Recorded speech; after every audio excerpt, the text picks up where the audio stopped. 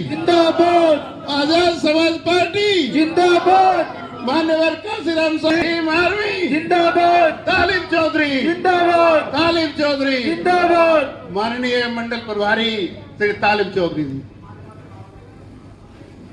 जय भीम। करोड़ों करोड़ों दिलों पर राज करने वाले, संविधान को लिखने वाले डॉक्टर बी.आर. अम्बेडकर साहब, वे बहुजन समाज में राजनीतिक रूप से क्रांति लाने वाले मान्यवर काशीराम साहब को अपनी ओर से खराज मोहब्बत पेश करते हुए देश के अंदर गरीबों, दलितों, शोषितों, पिछड़ों, मुसलमानों पर पूरे बहुजन समाज के लिए रात दिन संघर्ष कर इंसाफ दिलाने के लिए लड़ाई लड़ने वाले मेरे नेता आदरणीय चंद्रशेखर आजाद जी को अपना नेता व आदर्श मानते हुए मंच पर विराजमान आज हमारी इस मीटिंग के मुख्य अतिथि नरेश जाटव जी, जो दिल्ली प्रदेश देख रहे हैं आजाद समाज पार्टी काशीराम को, और साथ में हमारे बहुत ही मेहनती जिलाध्यक्ष पुष्पेंद्र जाटव जी, सरनजीत बौद्ध जी, वह हमारे बहुत पुराने साथी शमसुद्दीन मलिक जी, क्योंकि हम एक टीम के सिपाही थे। जब हम बहुजन समाज पार्टी में एक साथ काम करते थे तो हमारे साथ कंधे से कंधा मिलाकर काम करते थे शमसुद्दीन मलिक जी, जमील अंसारी जी और हमारे भाई राहुल झिजराना जी, जो यूथ के पूर्व में जिलाध्यक्ष थे, विजेंद्र कुमार जी, जो इस विधानसभा को देख रहे हैं। यहाँ ज्यादातर हमारे पुराने सभी साथी हैं, बुजुर्ग हैं, हमारे नौजवान साथी हैं जिन्होंने बसपा में ज्यादातर काम किया।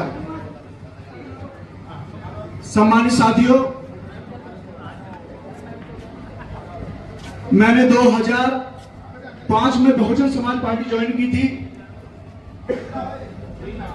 2007 में माननीय बहन जी मुख्यमंत्री बनी थी, तो मैं उस टाइम पर साहिबाबाद विधानसभा का मुस्लिम समाज का अध्यक्ष था। उसके बाद कई पदों पर हम रहे, लेकिन जब 2017 में सहारनपुर के अंदर जातिवादी मानसिकता रखने वाले कुछ कीड़े, जिन्होंने वहां पर जो हमारे दलित भाई, आजकल यहाँ फैशन बन गया है, जो जातिवादी मानसिकता रखते हैं कुछ लोग, जब कोई हमारा दलित भाई घोड़ी पर बैठता है, पता नहीं उन्हें कौन सी ऐसी हरकत होती है उनके शरीर में कि उनके साथ वो बदतमीजी करते हैं, मारपीट करते हैं। और ताजी घटना तो अभी बुलंदशहर में देखी होगी, एक हमारा भाई पुलिस में है जो मौजूदा नौकरी कर रहा है, वो अपना घुड़चढ़ी से उतार कर पीटते हैं। जो हमारे आदरणीय चंद्रशेखर आजाद जी ने जब भीम आर्मी की 2015 में स्थापना की थी, उसके बाद जब 2017 में दंगा हुआ सहारनपुर वाला, सरकार ने उन पर राष्ट्रका लगाई 2017 में, और 2018 के शुरू में हमने भीम आर्मी ज्वाइन की थी और हम भाई से जेल में मिलने जाते थे, क्योंकि हमें ऐसा लगा था कि हम बहुजन समाज पार्टी में माननीय बहन जी ने ये बहुत संघर्ष किया अपने समय पे, हर एक दौर होता है, हर किसी का ऐसा नहीं है। लेकिन जब हमने देखा कि बहन जी या बहुजन समाज पार्टी लगातार आवाज उठाना और आंदोलन करना बंद कर दिया है, तो जब हमने आदरणीय चंद्रशेखर आजाद जी को वहां संघर्ष करते देखा, जब देखा कि वो अपने गरीब मजलूम भाइयों के साथ खड़े होकर कैसे संघर्ष कर रहे हैं, कैसे सरकार उन्हें परेशान कर रही है, तो मैं छोटा सा एक कार्यकर्ता भीम आर्मी का तालिब चौधरी, मैं गढ़ विधानसभा में रहता हूं, मैंने भी सोचा क्यों ना भाई के कंधे को मजबूत किया जाए। तो भाई से हम मिलते थे। 15 मार्च 2020 को आजाद समाज पार्टी की स्थापना हुई। मुझे हापुड़ जिले का जिलाध्यक्ष बनाया यूथ का, उसके बाद मुझे मेरठ मंडल का अध्यक्ष बनाया यूथ का, मैं मैन बॉडी का मंडल अध्यक्ष था और अब मैं मंडल प्रभारी हूं। सम्मानित साथियों, मैं कहना चाहता हूं, जब ये सरकार, जो तानाशाही सरकार हम दो हमारे दो के उस पर काम कर रही है, जब CA/NRC लाती है, जब देश की सभी राजनीतिक पार्टियां जो मुस्लिम वोटों लेकर मुख्यमंत्री और प्रधानमंत्री तक बनाए, तो सारे पार्टियां मुंह में दही जमा कर बैठी थी। मैं धन्यवाद देना चाहता हूं अपने नेता आदरणीय चंद्रशेखर आजाद जी को, जो उस परिस्थिति में जामा मस्जिद की सीढ़ियों पर खड़े होकर कह रहे थे, ऐ मेरे मुस्लिम समाज के भाइयों, अगर यहां पुलिस गोली चलाएगी तो पहले सीना मेरा होगा। तो मैं उस नेता के साथ इसलिए जुड़ा, जब मेरे दलित भाई जितेंद्र मेघवाल को मूंछ रखने पर मार दिया जाता है राजस्थान में, तो मेरा भाई वहां ये नहीं देखता कि सरकार किसकी है, वो देखता है कि मेरे भाई पर जुल्म हो रहा है, क्या मेरी जान चली जाए, लेकिन मैं जाऊंगा। जब इंदर मेघवाल 8 साल का एक मासूम बच्चा पानी के घड़े को छूता है, और वो जातिवादी मानसिकता रखने वाले कीड़े तब भी थे, आज भी है, उस 8 साल का बच्चे को पीट पीट कर मार देते हैं। सम्मानित साथियों, जो अभी पुष्पेंद्र भाई ने एक बात बताई थी कि हम सब अपने घर से फूंक रहे हैं, डीजल है, पेट्रोल है, क्योंकि कहीं ना कहीं दर्द है। जब किसी पहलू खान की या किसी मुजीब की या किसी हसमत की मॉब लिंचिंग होती है ना, तो दर्द उस सीने में होता है। जब यह होता है कि कोई ऐसी सरकार हमारी हो, कोई हमारा नेता हो जो इस सबका इन सबका हमें इन्हें सबको सजा कैसे दिलाई जाए, क्योंकि आज जो सरकार है उसने एक प्रयोगशाला भी ताजी ताजी संभल में बनाई है। मैं कल देख रहा था, एक बावड़ी की खुदाई चल रही थी, पहले उसे कई दिन खोदी, फिर उसे भरी, लेकिन कल उसके बराबर में एक गरीब मुसलमान का मकान था, उसे 6 बजे नोटिस देते हैं और 10 बजे उस मकान को ढा देते हैं।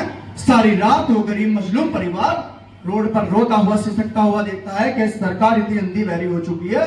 कारण क्या है कि जब मुसलमान से झगड़ा करना होता है तो कह देते हैं हिंदू मुस्लिम, और यही सरकार जो बटेंगे कटेंगे का नारा देती है, इन्हें शर्म नहीं आती। जब हमारे दलित भाइयों की हत्याएं होती है, मॉब लिंचिंग होती है, इस देश में अगर 2 ही कौमें पिट रही हैं, मुसलमान और दलित, आप लगातार उसे देखते हैं रोज न्यूज में, कहीं देखेंगे कि दलित भाई को मार दिया, घोड़ी चढ़ने पर मार दिया, कहीं उसकी मॉब लिंचिंग कर दी। क्यों? क्योंकि अब हमारी सुनने वाला कोई नहीं है। मैं आपको विश्वास दिलाना चाहता हूं, जिस दिन इस प्रदेश के अंदर आदरणीय चंद्रशेखर आजाद मुख्यमंत्री होंगे, ऐसे सारे जितने भी जुल्म इन लोगों ने किया है, एक एक जुल्म का हिसाब लिया जाएगा। क्या वो जुल्म, चाहे वो 10 साल पहले हुआ हो, चाहे वो 20 साल पहले हुआ हो, एक एक जुल्म का हिसाब लेंगे, डंके की चोट पर लेंगे। मैं कहना चाहता हूं, आज हमारे शमसुद्दीन भाई ने पार्टी ज्वाइन किया और हमारे पूरे जमीन अंसारी भाई ने और सभी भाई ने ज्वाइन किया। मैं सबका शुक्रिया अदा करता हूं और आपसे ये उम्मीद भी करता हूं कि साहिबाबाद विधानसभा जो एशिया की सबसे बड़ी विधानसभा है, इसे मजबूत आप करेंगे, क्योंकि 2027 में भी ज्यादा समय नहीं है हमें, क्योंकि इस प्रदेश को मजबूत करना है। यहाँ हमारी जड़ है उत्तर प्रदेश, हम यहाँ से मजबूत होंगे। आदरणीय चंद्रशेखर आजाद मजबूत होंगे और वही एक नेता इस देश में शेर है जो किसी जुल्म का हिसाब ले सकता है। वरना तो मेरे मुस्लिम भाइयों में कहना चाहता हूं, क्या अखिलेश यादव या उनके वालिद साहब को हमने मुख्यमंत्री नहीं बनाया? क्या 2022 में हमने 100 के 100% वोट नहीं दी? क्या वो आजम खां जिन्हें अपना पूरा परिवार, पूरा समाज आपको दे दिया, क्या आज जब उस पर बकरी चोरी और उसके 100 मुकदमे दर्ज हो जाते हैं और आपकी हिम्मत इतनी भी नहीं होती कि आप 75 के 75 जिले पर अपने भाई कहीं ना कहीं जिला अधिकारियों को आप ज्ञापन देते, कम से कम उस समाज को भी ऐसा लगता कि जो कुर्बानी उन्होंने आपको दी है कि आपने उनके लिए कुछ किया है। लेकिन कारण क्या है? क्योंकि आपको तो अपने परिवार से मतलब है। मैं किसी जाति पर नहीं जाता, एक ही मंगेश यादव का एनकाउंटर हुआ था, आपने पूरा उत्तर प्रदेश हिला दिया। लेकिन आज मेरा मुस्लिम भाई जगह जगह मॉब लिंचिंग होती है और आप घर बैठकर उसका तमाशा देखते हो। आखिर ये मुस्लिम हमारा कब तक ऐसे पिटता रहेगा? मैं कहना चाहता हूं कि आदरणीय चंद्रशेखर आजाद जी का मजबूती से हाथ थाम लो। मैं विश्वास दिलाता हूं, मैं तालिब चौधरी एक छोटा सा कार्यकर्ता भी 10-20 साल के जुल्म का हिसाब जरूर लेंगे, छोड़ेंगे नहीं। नगीना का लोकसभा हुआ, इंद्रजीत भाई, मैं 1.5 महीना वहां पर रहा, पुष्पेंद्र भाई वहां 1 से 1.5 महीना रहे। कसम से विश्वास करना कि जब आदमी जाता है उसका कारोबार भी छूटता है, उसका परिवार भी पीछे रहता होगा, उसके खर्चे भी होते होंगे, लेकिन हमने एक 1.5 महीना वहां मेहनत की। मैं धन्यवाद देना चाहता हूं नगीना की जनता को। उस महान जनता ने उस नेता को चुन लिया, वरना वो राजनीतिक दल जिन्होंने हमें 2022 में धोखा दिया था, वही 2024 में धोखा देना चाहते थे। उन्हें यह था कि चुनाव नजदीक आए और चंद्रशेखर को बाहर निकाल कर डाल दो। लेकिन वहां की प्यारी जनता और मेरे देश के भीम आर्मी आजाद समाज पार्टी का एक कार्यकर्ता और दलित मुस्लिम वो बहनें, हमारी माताएं जिन्होंने उन्हें दुआ दी। चंद्रशेखर भाई 1,51,000 वोटों से जीतकर संसद में पहुंचे, सांसद बनकर आज वो शेर दहाड़ रहा है। आप देखते हैं लोग। मैं आपको बताना चाहता हूं कि हमारी सरकार नहीं है सम्मानित साथियों, लेकिन आज हम पुष्पेंद्र भाई जैसे, इंद्रजीत भाई जैसे, शमसुद्दीन भाई जैसे भीम आर्मी के लाखों कार्यकर्ता हैं।